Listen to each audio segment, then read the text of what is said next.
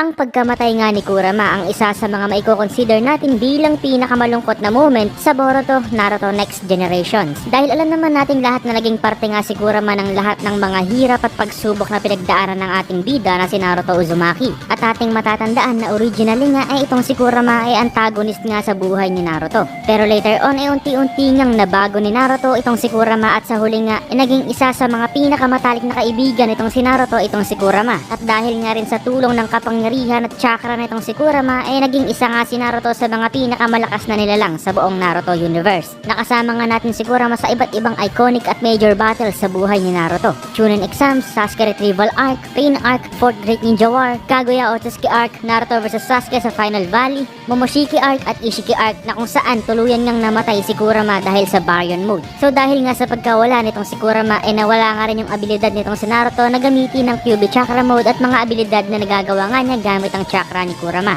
Pero gaano nga ba kalaki yung inihina nitong si Naruto matapos mawala si Kurama? How much power did Naruto lose? At gaano nga ba kalakas si Naruto ngayong wala na sa kanya si Kurama? Well, siguradong matutuwa ka nga sa mga sasabihin ko at alam kong hindi mo to in-expect. Pakipindot nga muna ng like and subscribe para naman updated ka sa mga Naruto and Boruto update. So atin na ngang simulan. So noong nasa loob pa nga nitong si Naruto itong si Kurama, yung lakas nga ni Naruto overall ay katumbas nga ng lakas ng mga Otsutsuki na katulad ni Kinshiki. At noong ginamit nga niya ang pinakamalakas na form na Baryon Mode, na-achieve nga niya ang feat na talunin si Ishiki Otsutsuki na isang high-ranking Otsutsuki na naglakbay nga ng libu-libong taon sa buong universe at nagawa na ngang makakain ng madaming chakra fruit mula sa iba't ibang 10 tails at divine trees. Pero ngayon nga nawala na dito kay Naruto itong si Kurama. Nabanggit nga ni Amado na hindi niya nakayang o hindi na kaya nitong si Naruto na makipagsabayan sa mga kalaban na katulad nitong si Code. Na at the time nga may lakas pa lamang na slightly below Jigen. Dahil nga noon may limiter pa itong si Code at hindi pa siya awakened. At dahil nga sa pagkawala ni Kurama at sa nabanggit ni Amado na hindi niya nakayang makipagsabayan sa mga kasalukuyang Boruto villains, marami nga sa ating mga fans ang parang nakalimutan na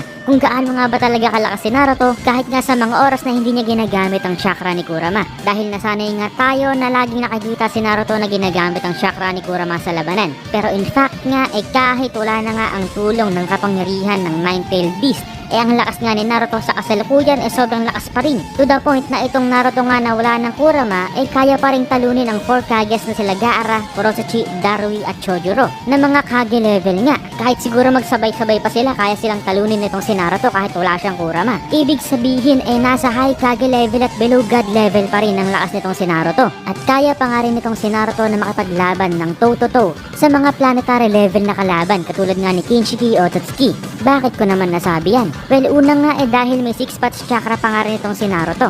Oo guys, kahit nga hindi na ganun kalaki yung 6 Patch Chakra na nasa loob ni Naruto kumpara noong 4th Great Ninja War, nabanggit nga kasi sa Naruto novel na Shikamaru Hidden na mayroon pa ngang 6 Patch Chakra itong si Naruto dito sa Boruto era. At dahil dito nga nagagamit pa rin ni Naruto ang 6 Patch Sage Mode. Marami sa inyong naniniwala na hindi na nga nagagamit ni Naruto ang 6 Patch Sage Mode dahil nga hindi na natin nakikita yung Truth Seeking Orbs. Pero nagagamit pa nga rin ni Naruto ang 6 Patch Sage Mode guys, pero hindi nga niya kayang i-replenish yung Truth Seeking Orbs dahil tanging mga Otsutsuki lamang guys yung kayang mag-replenish ng mga ito. So dahil nga dito nagagamit pa rin ni Naruto ang 6 Patch Sage Mode na matapos ngang mawala si Kurama pinakita naman sa atin dito ni Naruto. Ito nga guys yung pinakabago niyang Sage Mode at pinakamalakas na uri ng Sage Mode ni Naruto, ang Wisdom of Sage Mode. Ito nga yung uri ng Sage Mode na kayang i-maintain ni Naruto sa mahabang panahon o oras. Ipinakita nga ito sa chapter 64 ng Boruto manga. At ating ngang tandaan guys na si Naruto nga isang Uzumaki at meron nga siyang abnormally large amount of chakra reserves na even as a 12-year-old nga nabanggit na noon ni Kakashi na itong si Naruto nga agad nang mayroong 4 na beses na mas malaking chakra reserves kaysa dito kay Kakashi. As a kid nga yun guys, ngayong matanda na nga si Naruto siguradong lumaki na yung base chakra reserves niya at pwede nating i-assume na at least 10 times na yung chakra dito ni Naruto kumpara noong bata pa siya. At during the Pain arc nga halos durugin nga nitong si Naruto si Pain gamit lang ang Toad Sage Mode na wala ngang halong chakra ni Kurama. So si Nagato nga maiko-consider natin bilang isang above Kage level opponent dahil nagawa nga niyang talunin si Jiraiya na isang ang Kage level at naging Hokage candidate nga rin noon matapos mamatay ang 3rd Hokage na si Sarutobi Hiruzen. Ito nga yung proof guys na kahit wala ngang chakra ni Kurama at Sage Mode lamang yung ginagamit dito ni Naruto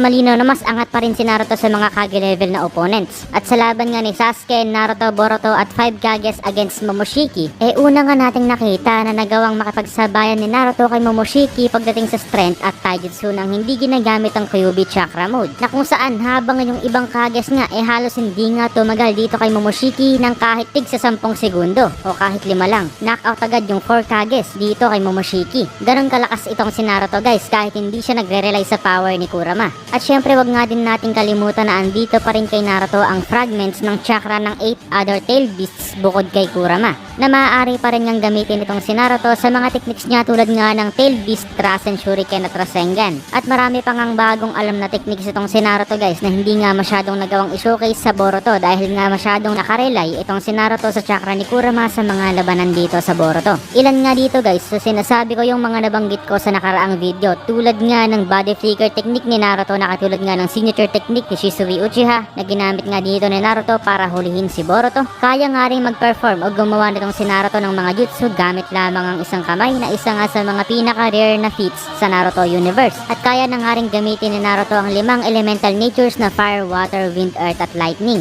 At siguradong may mga jutsu nga si Naruto na gumagamit ng iba't ibang elemental natures na hindi pa sa atin nakikita. Sa pagkakaalam ko nga Earth style pa lamang ipinapakita sa atin dito ni Naruto sa laban nila ni Boruto sa isang episode sa Boruto. At naipakita rin yata to sa laban against dito kay Momoshiki sa movie. At mukhang malabo na nga na maipakita sa atin ni Naruto yung iba pa niyang mga techniques dahil wala na nga si Naruto sa storya ng Boruto sa kasalukuyan. Dahil nakasil nga siya sa ibang dimensyon kasama ang asawa niya na si Hinata. At nakalimutan ko palang banggitin kayo na guys na yung chakra pala ng ibang tail beasts dito sa loob ni Naruto ay hindi lang pangkaraniwan. Dahil itong mga chakra nga na ito guys ay nagbigay nga kay Naruto ng abilidad na ma-access yung mga Kekkei Genkai abilities ng mga tail beast. For example nga ang boil release Kekkei Genkai, lava release Kekkei Genkai, magnet release Kekkei Genkai at iba pa na pwede nga i-incorporate nitong si Naruto sa iba't ibang techniques niya bukod nga sa Rasen Shuriken o Rasengan. At syempre gumagamit na nga rin si Naruto ng scientific ninja tools dahil recently nga in-update nga ni Naruto yung kanyang prosthetic arm. Ito nga yung prototype arm na gawa nga ni Katasuke.